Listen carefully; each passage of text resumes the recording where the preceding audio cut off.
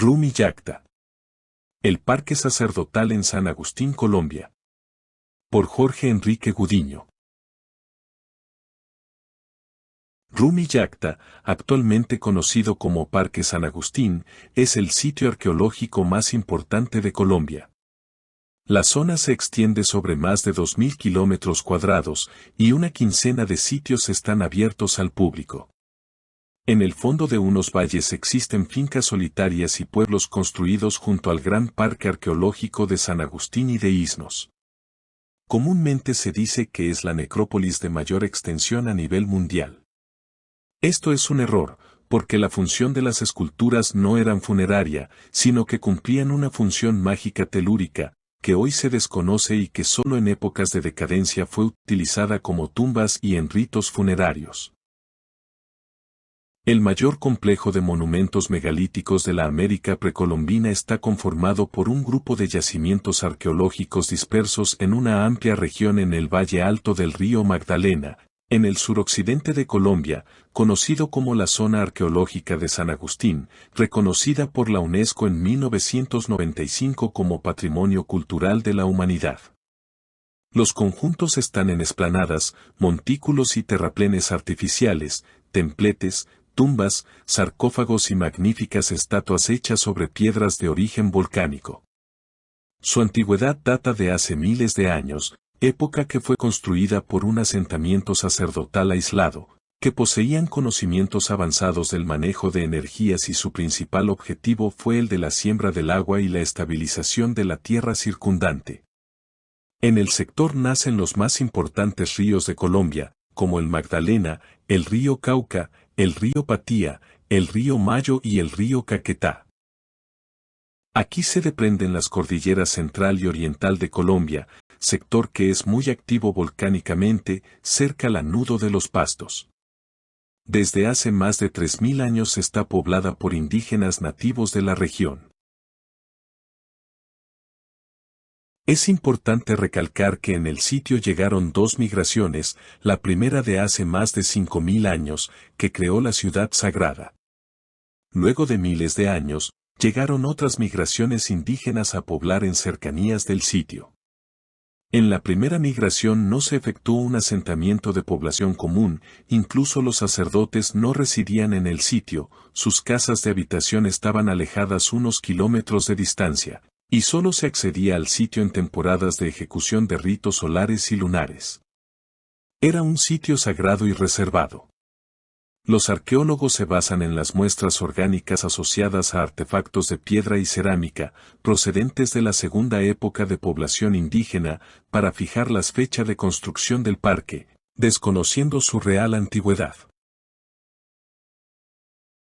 Tras la invasión española, este sitio fue llamado Parque San Agustín. Ellos no encontraron rastros del nombre original, ni los actuales pobladores lo conocían.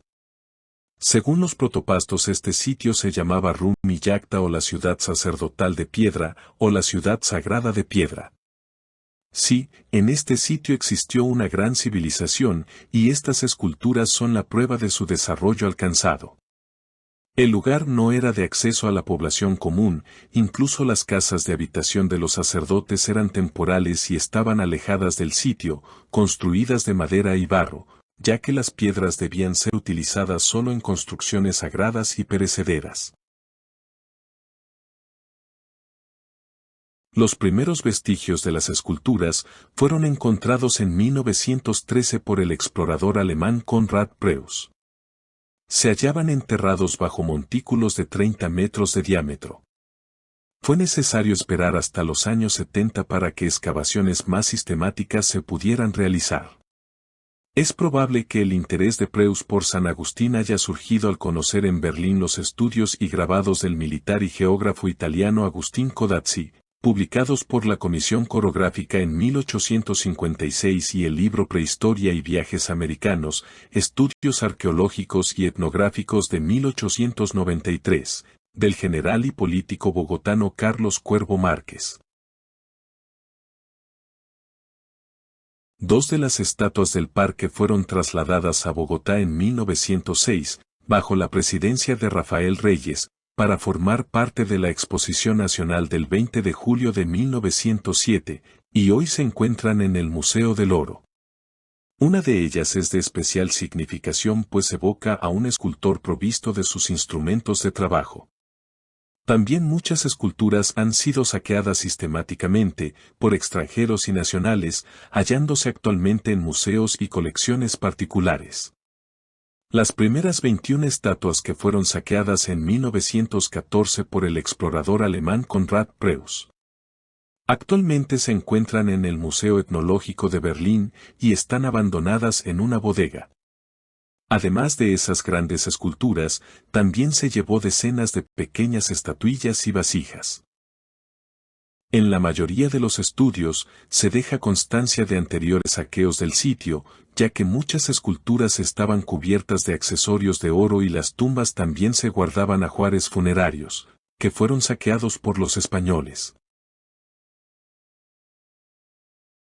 Según el explorador Preuss en su obra, Arte monumental prehistórico, en una descripción de las esculturas dice: los cabellos escalonados o el gorro, terminan en las orejas y están cogidos por un anillo de oro de forma diversa en cada estatua. Desde luego, ninguno de los accesorios de oro aparecen actualmente.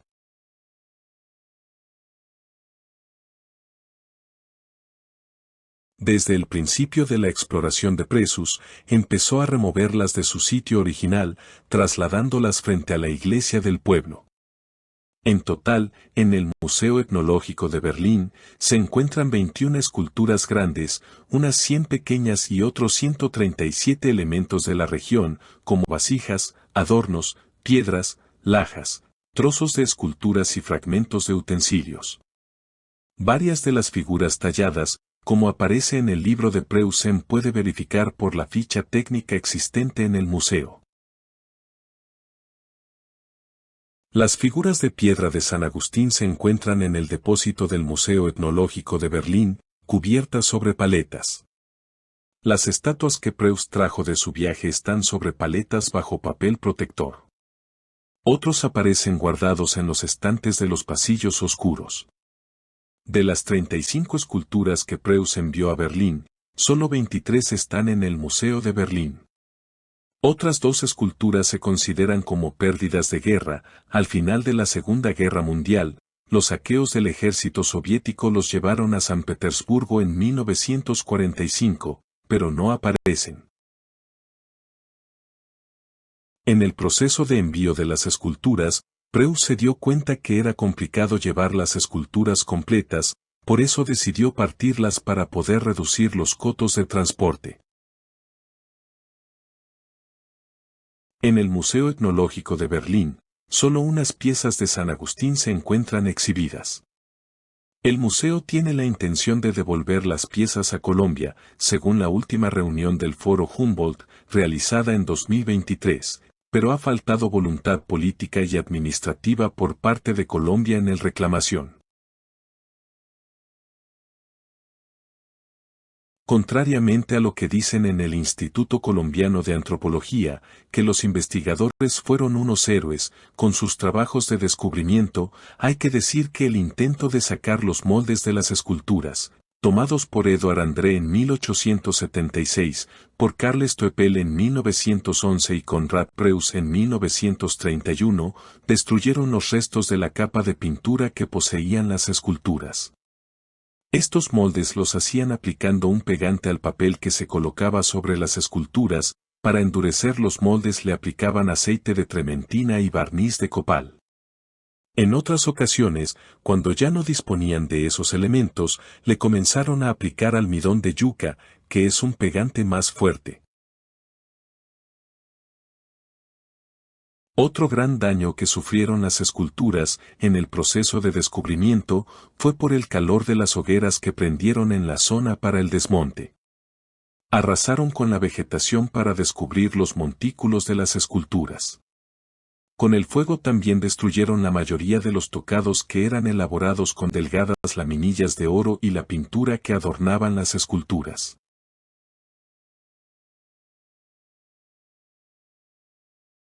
En el año 1899, el Museo Británico envió al vicealmirante Dowding para una expedición a San Agustín. De ella extrajeron numerosas piezas que se sacaron por el río Patía, pero la embarcación naufragó por el peso de la carga, pudiendo solo rescatar una escultura de un guerrero.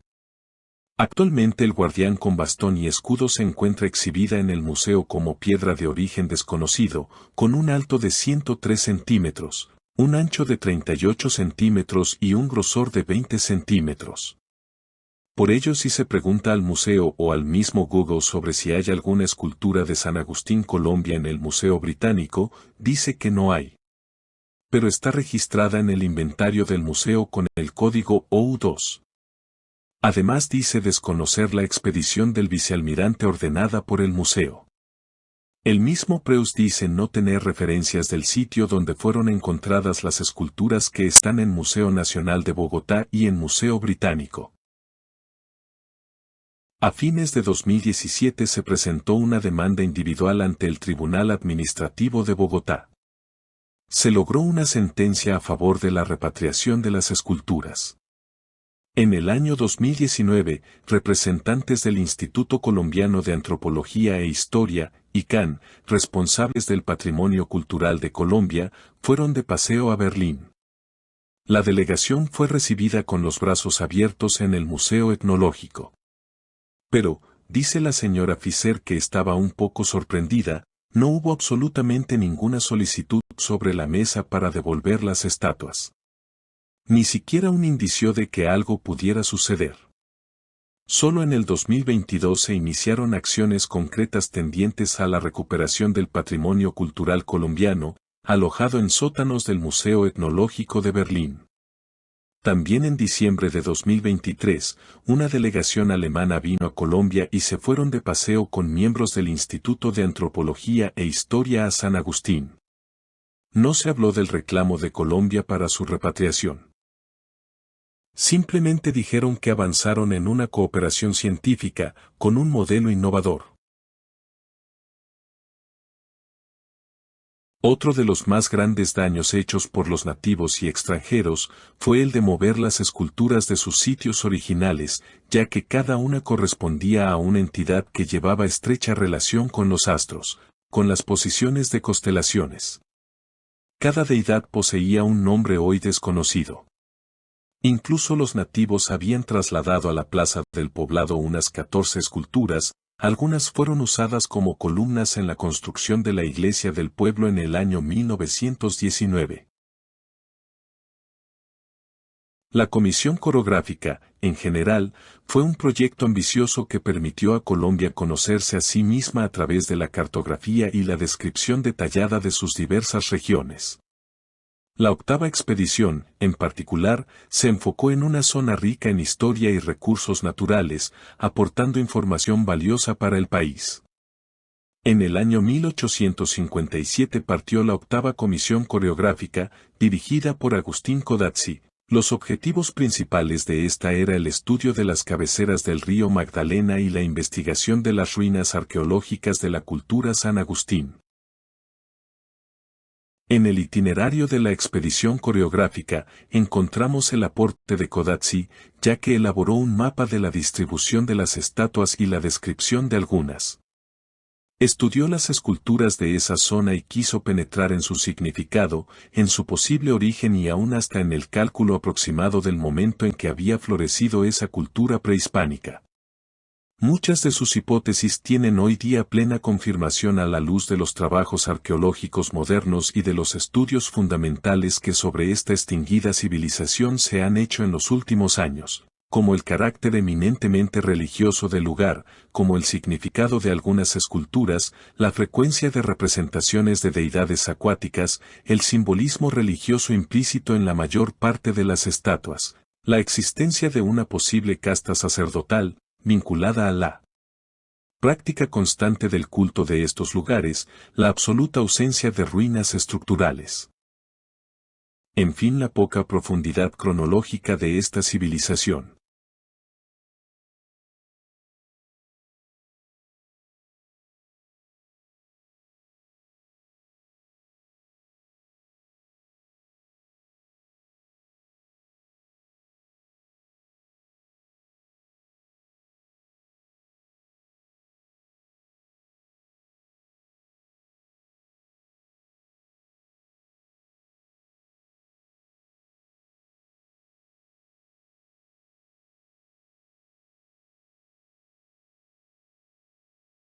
Las primeras esculturas descubiertas fueron documentadas por los dibujantes de la expedición. En total pintaron unas 30 esculturas, en las que se destaca su precisión y simetría, a pesar de estar construidas de una piedra basáltica, de origen volcánico, la cual no permite un acabado exacto.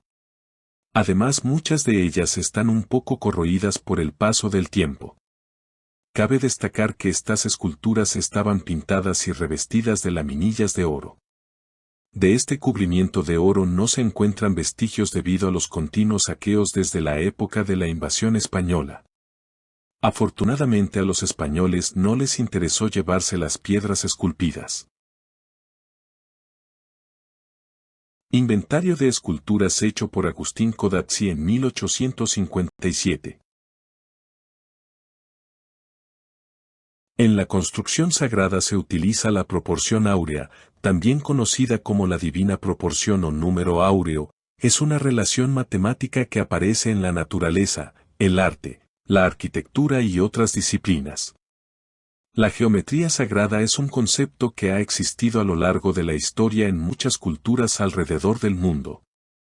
Se refiere a un conjunto de formas geométricas y patrones que se cree tienen un significado espiritual o simbólico.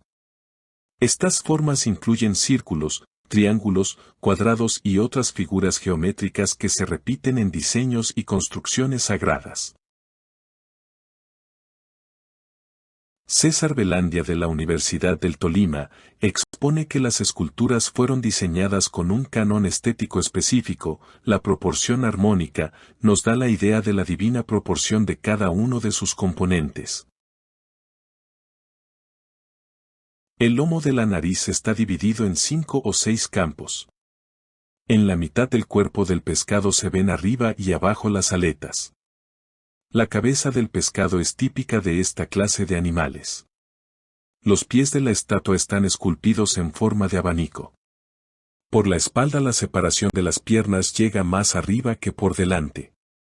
Esta estatua mide una altura de 1,30 metros, hasta los pies, por 59 centímetros de ancho y 57 centímetros de espesor. Es de piedra gris con manchas blancas. En el análisis métrico, encontramos una gran simetría en las formas, dando a entender su cuidadoso diseño. Esta escultura de unos 5 metros de altura, representa a un hombre con el cuerpo de un niño, cuyos brazos cuelgan a los lados de la cabeza, como agitándose en el aire. En los ojos pequeños y redondos de la figura principal se ven la avidez. Los neófitos dicen que es un devorador de niños. En realidad no es un acto sanguinario, como muchos interpretan. En la escultura, que es una representación doble vertical, donde ese niño, su alma, va dirigido hacia su nuevo cuerpo, en el proceso de reencarnación. El ser que lo sostiene tiene un gorro en forma triangular, simbolizando la tríada superior humana que es la que lo mantiene en la otra vida. El cuerpo inferior está más detallado en su forma física, simbolizando el cuaternario inferior de la constitución humana, la cual recibirá a la nueva alma, que reencarna. El nuevo ser está boca abajo ilustrando la secuencia de reencarnación. En la figura de la izquierda, vemos otra representación de esta divinidad. En su frente lleva también el símbolo de la tríada superior. Esta escultura simboliza también el nacimiento de un nuevo ser, que surge de su aliento. Tiene una altura de 1,40 metros por un ancho de 61 centímetros y un espesor de 36 centímetros.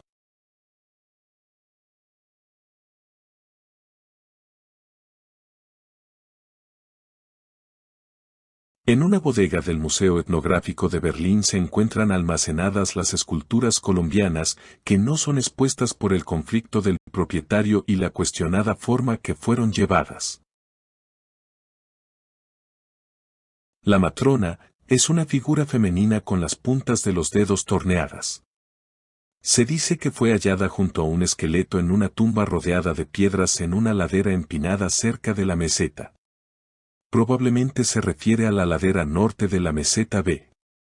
La figura puede identificarse como femenina por la diadema trenzada sobre el cabello escalonado, o por el gorro y el paño que, excepcionalmente, no cierra sobre la pierna izquierda. Presenta rasgos faciales regulares, ojos semicirculares horizontales en la parte inferior y orejas bien formadas. Se aprecian 6 dedos en el pie izquierdo y 5 en el derecho. La diadema se extiende por detrás de la cabeza. La piedra es basalto gris de fisura. Tiene un tamaño de 96 de alto por 37 por 16 centímetros de ancho. Pesa unos 117 kilogramos.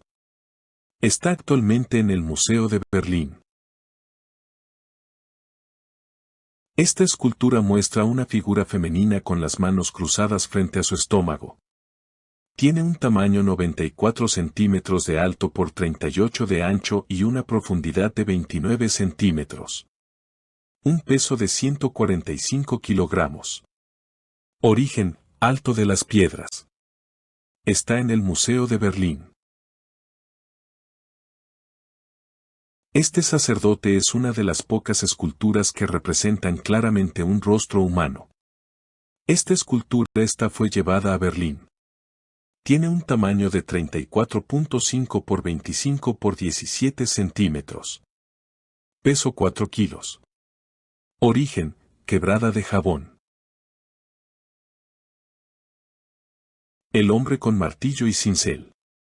Hay varias de ellas. Una estaba en Bogotá en el Parque de la Independencia, la otra en la Plaza Central de San Agustín Huila y otra en el Museo de Berlín. Altura 1 metro y otra de 1.45 metros. Fueron encontradas en el Montículo B del Alto de las Piedras. Hace más de 10.000 años, llegó a Colombia una primera migración proveniente de Centroamérica, pasó por Rumillacta, conocido como el Parque de San Agustín, dejando los petroglifos en el sitio sacerdotal y luego continuaron hacia el Amazonas donde se internaron en una ciudad desconocida hasta hoy, denominada El Dorado. Luego de unos 5.000 años, hubo un gran cambio climático, de Centroamérica migraron nuevamente gran cantidad de gente hacia otras latitudes, en busca de tierras productivas, ingresaron por el Pacífico, pasaron por la isla Gorgona y arribaron al continente. Formaron la cultura tumaco-tolita, y llegaron hasta los que hoy es el sur de Colombia y el norte del Ecuador y formaron la cultura de los protopastos. A nivel religioso, rendían culto al sol, la luna, con colores dorado y plateado, su culto era hacia el espíritu del astro, no era idolatría a su materia o forma física. A la inmortalidad del alma, y a la energía de la tierra, representada en las pinturas de color rojo y ocre. La religión consistía en creencias de la vida en el más allá. Rendían culto a sus ancestros y a la madre tierra, en cuevas-templos, que en épocas finales de decadencia, se usaron para enterrar al difunto con sus criados, incluso a familiares cercanos. Esta escultura fue utilizada como marcador solar para determinar la época del año y la predicción de las estaciones, según los solsticios y equinoccios, que determinan la fecha para la ejecución de sus ritos sagrados. En la ciudad alta, colocaban esculturas de piedra según la posición de las estrellas. Cada escultura representaba un ente, con su nombre y función específica. También organizaban las esculturas en parejas y tríadas jerárquicas, representando espíritus superiores. En la foto vemos un dolmen con una deidad central antropomorfa, con colmillos de una fiera, asumiendo características de un felino, que siempre está al acecho. Además, lleva el miembro amarrado en signo de superación del deseo sexual. A su lado encontramos dos hombres que cargan sobre sus espaldas a dos bestias, que simbolizan la mente que aún no hemos dominado y que llevamos como un pesado animal en nuestras vidas. El objetivo es evitar que esa bestia nos controle. Deidad con dos masas en las manos. Tiene una altura de 1.82 metros por 65 centímetros de ancho y 30 de profundidad.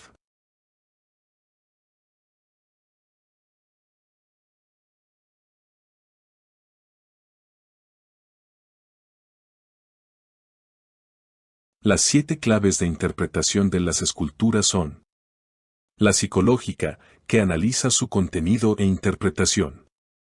Es el método de deducir lo que la mente capta sobre el objeto analizado.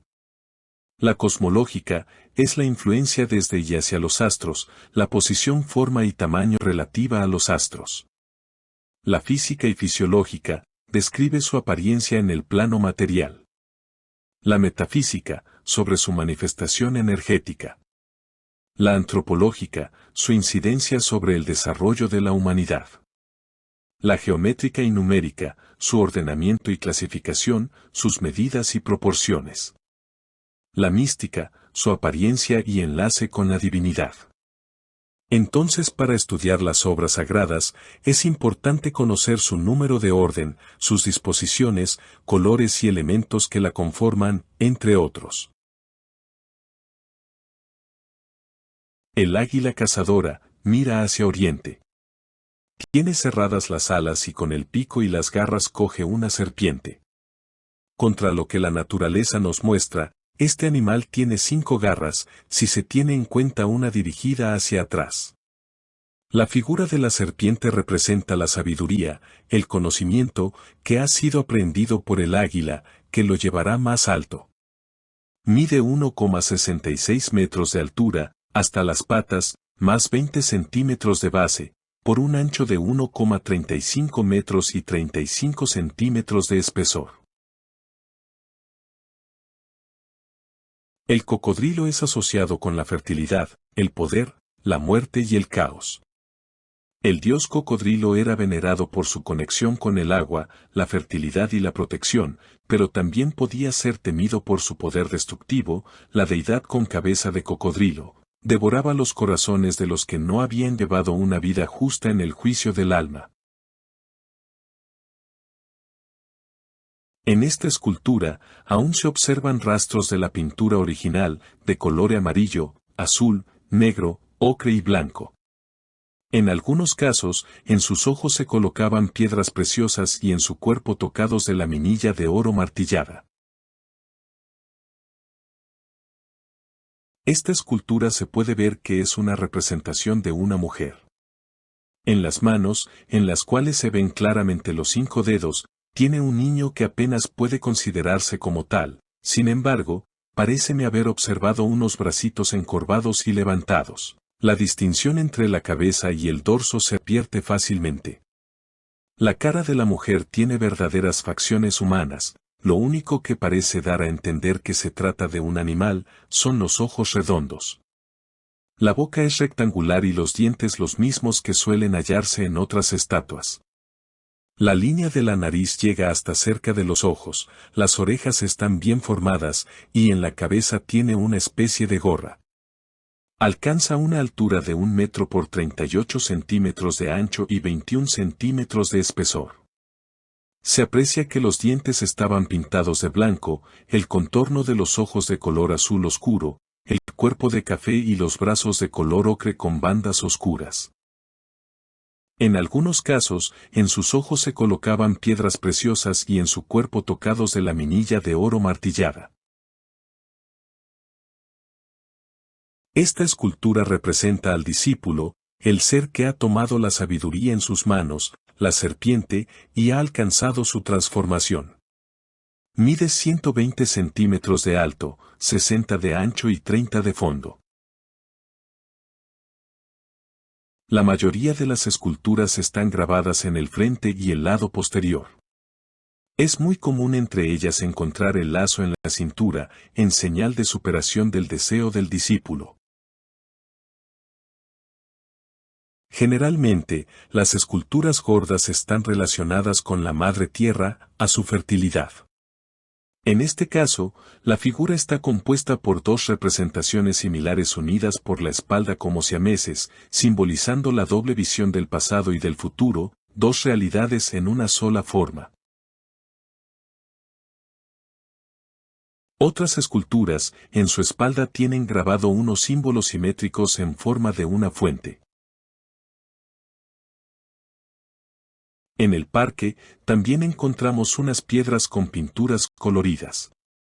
Tiene sus trazos grabados en la piedra y sobre ella pinturas de color amarillo, azul, negro y rojo. Las esculturas más altas miden unos 5 metros y son talladas en una sola pieza, con un peso de varias toneladas. Estas esculturas en forma de menhir, son una representación de un hombre y una mujer, son usadas para fertilizar la tierra, concentrando la energía celeste. La rana es un gran bloque de piedra carcomida, negruzca y manchada de blanco, que mide 2,33 metros por 1,60 metros de ancho y 88 centímetros de alto. El dorso está inclinado de oriente a occidente y sugirió a alguno la idea de que pudiera representar una rana acurrucada. Claramente se ve esculpida en la piedra la imagen de este animal y hay que convenir en que la representación es perfecta, aun cuando en el estado actual solo se alcanza a ver parte de la cabeza, de la boca y de las ventanas nasales. Del dorso apenas se ve una parte muy pequeña, juntamente con las dos patas delanteras y la izquierda trasera, cada una con 5 dedos en vez de los 4 que debieran tener, dijo Preus.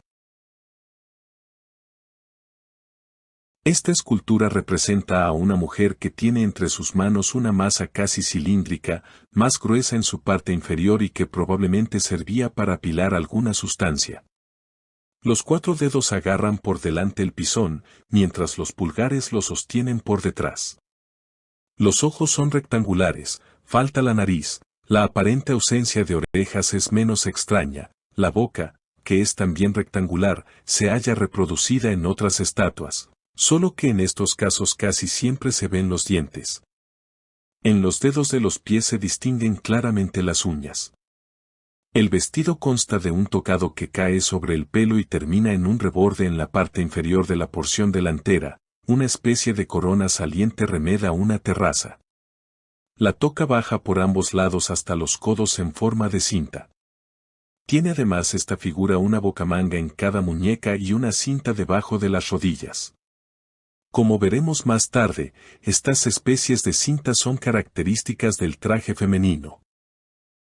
La estatua debe considerarse más bien como un alto relieve. Altura 1,05 metros, un ancho de 66 centímetros y un espesor de 54 centímetros. Es de piedra blanca grisosa. Mujer tocando la flauta, su vestido es una doble cornisa que representan la falda, características del traje femenino. En la parte superior de la frente aparecen 2 cintas que recogen el pelo, partido por la mitad. Estas cintas se encuentran únicamente en figuras femeninas. En cuanto al tubo, que representa la flauta, poco puede decirse por falta de precisión del dibujo. Además, no se conocía que las mujeres se ejercitaran en este oficio, aunque es de advertir que ni Codazzi ni Cuervo Márquez nos dan las pruebas suficientes de que la figura mencionada sea verdaderamente femenina. La estatua es un alto relieve. Está sobre un pedestal hexagonal. La figura principal de un mono abrazando a un niño. Dice la leyenda de los nativos, que un niño se extravió en la selva y fue criado por los monos tapires. Aprendió a caminar en 4 patas. Cuando sus padres lo encontraron, vieron ellos con pena que en la casa no perdía sus costumbres de animal, por lo cual le volvieron a abandonar en la montaña. Otra interpretación de la obra es el desdoblamiento de la personalidad. El grupo tiene 97 centímetros de largo, por 89 centímetros de altura, sobre el suelo, y 51 centímetros de espesor. Está tallado en piedra gris oscura. El animal es además considerado como ser que tiene la misma esencia irracional divina, por lo tanto es como su segunda naturaleza. Sin duda, también en el arte de San Agustín, hay que considerar las cabezas que se ven encima de la figura principal, sean estas representaciones animales o humanas, como complemento esencial o segundo yo del dios o del hombre representado en la estatua, y en este caso se podría pensar también en una naturaleza celestial del dios, ya que esta segunda cara está colocada sobre él. El dios del templo se trata evidentemente de una representación masculina, totalmente desnuda, salvo un cinturón doble que rodea las partes pudendas, que parecen erectas y simplemente adheridas al cuerpo. Este cinturón tiene al lado derecho un nudo con puntas dobles que caen hacia abajo. Un collar ancho, formado por varios cordones juntos, cae de los hombros y llega hasta las manos colocadas sobre el cuerpo y adornadas con pulseras en las muñecas. El cordón o cinta que ciñe las partes pudendas es más ancho hacia atrás y presenta los caracteres de un taparrabo. La mano derecha agarra un pequeño bastón, grueso en la parte superior y delgado en la inferior, que pasa por entre el dedo anular y el medio. El pulgar es tan largo, que alcanza a dar la vuelta al bastón. En la mano izquierda tiene un caracol, quizá una trompeta de concha. Las cariátides del templo representan guerreros desnudos con rostros humanos. En la del lado izquierdo se observa claramente el ombligo, está ceñida por un triple cinturón del cual se desprende un taparrabo que pasa por entre las piernas. Los cabellos escalonados o el gorro, terminan en las orejas y están cogidos por un anillo de oro de forma diversa en cada estatua. En la cabeza llevan un tocado que tiene forma de peineta. Los dedos pulgares dan la vuelta completa, poco natural, a unas masas que agarran. Las pilastras son redondas y tienen figura de verdaderas columnas, pero en la parte posterior solo se observa una cintura tripartida. Por encima de la cabeza, surge otra aislada, que parece ser la de un mono con los colmillos, propios de un animal, y con la boca y la frente muy protuberantes. Los ojos son profundos y arqueados hacia abajo. Es notorio el contorno geométrico de la cara en la continuación de la boca hasta que a la altura de la nariz y de los ojos llega a formar un verdadero círculo. En la frente hay un tocado dividido en 6 partes que llega hasta el comienzo de la nariz y que, en la figura del lado izquierdo, tiene forma puntiaguda. A ambos lados de la cabeza se observan los brazos y las manos con 5 dedos. En la del lado izquierdo aparecen en la misma altura de un brazo una oreja. El otro lado está mutilado. En el lado oriental del montículo noroeste hay una cabeza de tamaño gigantesco, que carece de cuerpo. Corresponde a la que describe Kodatsi en el número 21. No cabe duda de que dicha cabeza se halla a la fecha en el mismo sitio en que la vio Kodatsi, tiene la barba enterrada en el suelo, mira en dirección este-nordeste y está inclinada hacia adelante. Llaman la atención en esta cabeza las mejillas salientes que al mismo tiempo representan un contorno de los ojos. Una línea especial parece simbolizar una diadema que se descubre por 6 adornos que lleva. Estas diademas son propias de los hombres. Mide 2,26 metros de alto por 2,67 metros de ancho y 0,35 metros de espesor. Figura de varón con una calavera que pende del cuello. Como nos demuestra el cinturón bipartido y el taparrabo, es también masculina. Diferentes son las orejas inmensas de animal que suben por encima de la cabeza y que a pesar de esta característica conservan en los lóbulos orejeras, casi redondas. Tiene además esta estatua un collar del cual pende una calavera, con cavidades en vez de ojos y una nariz tosca. Mide 1,77 metros, con el zócalo 2,27 metros, de alto por 1,02 metros de ancho y 48 centímetros de espesor. Escultura de una figura masculina con trompa y colmillos, está sentada en la cabeza de otra figura. Museo de Berlín, base 62051. Tiene una altura de 3,35 metros, 75 de ancho y 40 de profundidad.